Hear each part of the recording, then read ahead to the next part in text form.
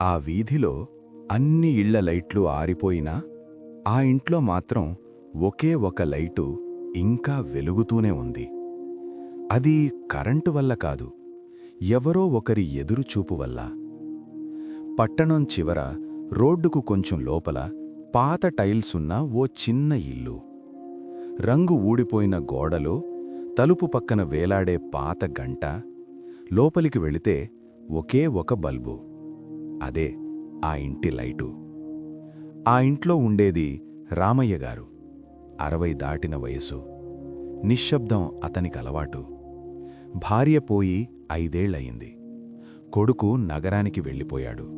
వచ్చి చాలా కాలం అయింది. అయినా ప్రతి సాయంత్రం ఆ లైటు మాత్రం తప్పకుండా వెలుగుతుంది. రామయ్యగారు పెన్షన్తోనే జీవితం నడుపుతాడు. డబ్బు కష్టమే. కరెంటు బిల్లు పెరుగుతోంది.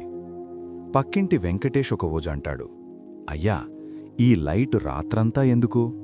ఆపేస్తే కరెంటు బిల్లు తగ్గుతుంది. రామయ్యగారు నవ్వుతాడు, ఏమీ చెప్పడు. కాని ఆ మాట అతని గుండెల్లో ఒకచోట తగిలింది. ఆ లైటు ఆపేస్తే ఇంటి చీకటి మాత్రమే కాదు, తన లోపల కూడా ఏదో ఆరిపోతుందనిపించింది.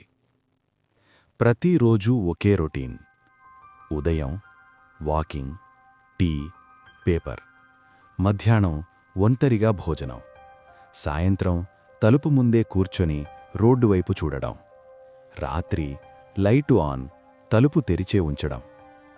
ఎవరికోసం? తనకే స్పష్టంగా తెలియదు.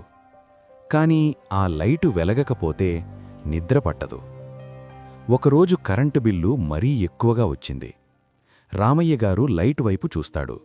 చేత్తో స్విచ్ దగ్గరికి వెళ్తాడు. ఆపేద్దామనుకుంటాడు. కాని చేతి ఆగిపోతుంది. అప్పుడు అతనికి గుర్తొస్తుంది. చిన్నప్పటి కొడుకు.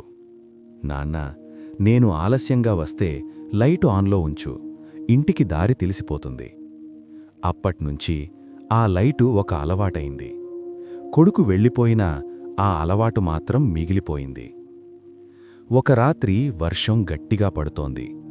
వీధంతా చీకటి, కుక్కల అరుపులు. అప్పుడే తలుపు దగ్గర ఒక చిన్న నీడ. రామయ్యగారు లేచి చూస్తాడు. ఒక చిన్న అమ్మాయి, పక్కింట్లో అద్దెకు వచ్చిన వాళ్ల కూతురు. భయంతో వణుకుతోంది.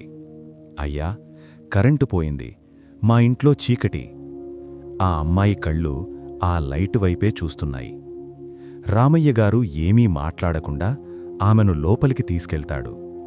ఆ రాత్రి ఆ లైటు కింద ఆ అమ్మాయి నిద్రపోయింది. తరువాతి రోజుల్లో ఆ అమ్మాయి రోజు వస్తుంది, చదువుకోడానికి, కథలు వినడానికి. మెల్లగా ఇల్లు నిండుతుంది. లైటు కింద నవ్వులు, చిన్న మాటలు. రామయ్యగారి ముఖంలో చాలా రోజుల తర్వాత నిజమైన చిరునవ్వు. అతనికర్థమైంది, ఆ లైటు ఒక మనిషి కోసం కాదు, అది ఎవరైనా చీకటిలో ఉంటే దారి చూపించడానికే. ఒకరోజు కొడుకు వచ్చాడు. ఇల్లు చూస్తాడు, లైటు చూస్తాడు, ఏమీ అడగడు. రాత్రి ఇద్దరూ కలిసి లైటు కింద కూర్చుంటారు. మాటలు తక్కువ, నిశ్శబ్దం ఎక్కువ. వీధిలో అన్ని లైట్లు ఆరిపోతాయి. కాని ఆ ఇంటి లైటు మాత్రం ఇంకా వెలుగుతూనే ఉంటుంది. ఎవరినో ఎదురుచూస్తున్నట్టు కాదు, ఎవరైనా రావచ్చు అన్న నమ్మకంతో.